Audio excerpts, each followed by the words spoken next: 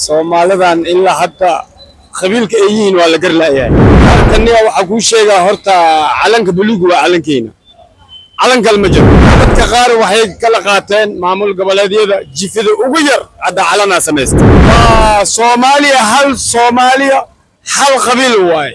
Soomaali ahaan hadda la dhaho Soomaaliya oo dhan hal qabiil waay. Waxaa leenahay inkastoo reer galmudug ahay calan gaar ah leenahay. Ana hadda calan gaar ah leeyahay. Calankeyga waxa waay galmudug waay. calam hirshabelle calam koonfur galbeed calam ogaadeniya calam reer shabeelle calam war waxaas oo dhan hal gubo aniga maanta calamadaas wax aan taageersanahay ma jiro maanta waxa taageersanahay calankaas buluuga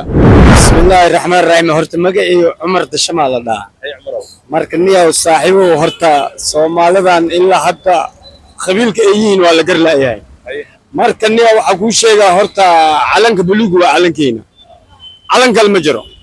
marka dadka qaar waxay kala qaateen maamul goboleedyada jifida ugu yar hadda calana sameystay marka waxaan dhihi lahay calanka October sama 12 October waxaa leeyahay waa iska samay kartiin 12 alaasha xiligi calanka Soomaaliya buluugul aasaas way Soomaa marka waxaa looga baahan yahay Soomaalida meel kasta ay joogaan horta calankeena inaa husno waay laakiin maaha jifiga maanta anaga nagu yar oo qofka laangaabka ee maanta calan in uu yeeshto horta nasiib daro waay dalkeena horta anaga hal dalaal leenahay dhowr dal malini waa Soomaaliya hal qabiil waay Soomaali ahaan hadda la dhaho Soomaaliya oo dhan hal qabiil waay dadkan hadda imaaday oo calamada oo kala waxeeyay maartay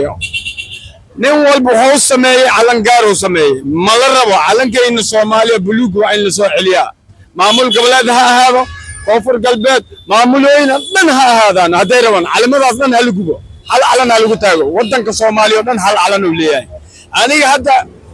waxaa leenahay inkastoo reer galmudug ahay calan gaar ah leenahay ana hadda calan gaar ah leeyahay calankeyga waxa waay galmudug waay waa ogahay calamadaas calam hirshabelle calam koonfur galbeed calam ogaadeniya calam reer shabeelle calam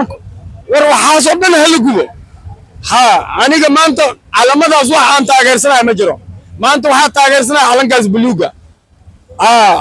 marka waxaa leeyahay calamadan oo dhowr mar oo calamadan aan sameynaysin joojiye walaalayaal wadanka wadan waay wadanka hal qabiil ah degan